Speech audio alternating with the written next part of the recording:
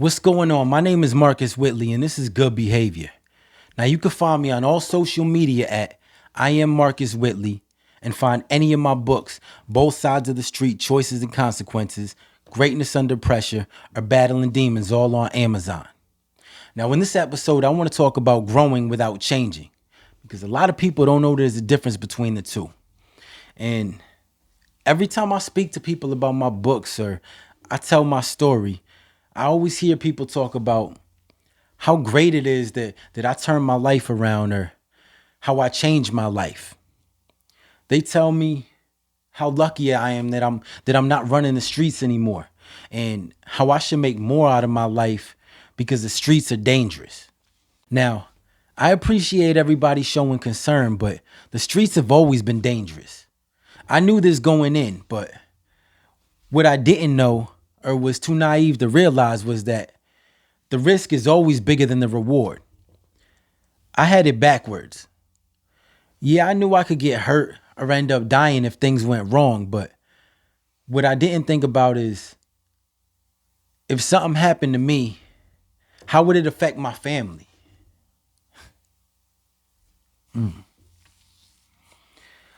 And looking back on it, I still can't believe that was me.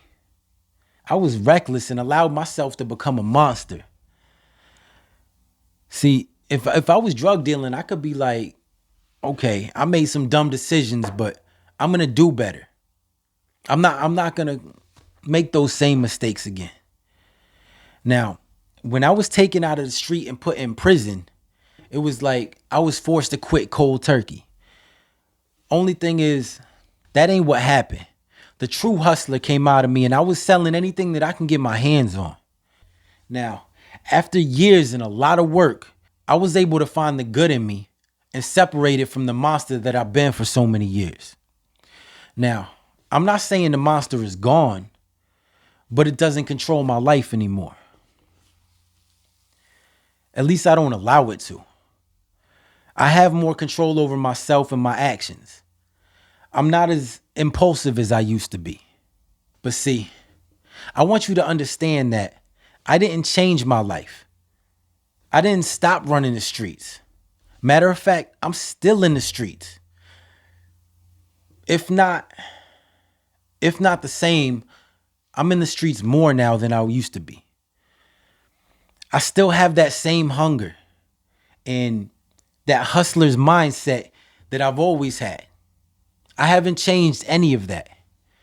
Now, if I wasn't in the streets, I wouldn't be able to do what I'm doing, and I wouldn't be able to reach the ones that I need to reach. The only difference is instead of selling drugs, I'm selling books. Instead of robbing people, I'm mentoring people. I'm trying to help communities instead of terrorizing them or making them feel unsafe. I don't have to look over my shoulder the way I used to because I'm not in competition with anyone or hurting anyone anymore. I don't have to worry about cops harassing me or taking my books if they pull me over. Now, I still do worry because I'm black and I'm a felon. So I never know what to expect in those situations. But I'm not doing anything illegal, so I don't have to worry about catching any new cases or any new charges for something I shouldn't be doing. Aside from being judged on my color in my past, which that's something I'll never be able to change. And I don't think I'd want to if I could because this is who I am now. But listen, if I completely disown that street mentality and that lifestyle, then I wouldn't be who I am today or able to do what I'm doing. If I gave up the streets, then what's the point of my books? What purpose would I have, and how would I connect with any of the people that need me the most? The difference now is that I need the streets. When before I didn't need them. I wanted them. I didn't need to run the streets before because it was a necessity. I chose to do it because I thought that was the only way that I could make a better life for myself and my family. But it was it was a killer be killed mindset. And I was only thinking about myself. I was selfish and okay with that. I want you to think about what I just said. I was selfish and okay with it. That's not a good combination. Now, the only thing I can say that's changed now is that I'm selfless, but I'm still hungry, motivated, dedicated with that. I'm going to find a way to make things happen type attitude.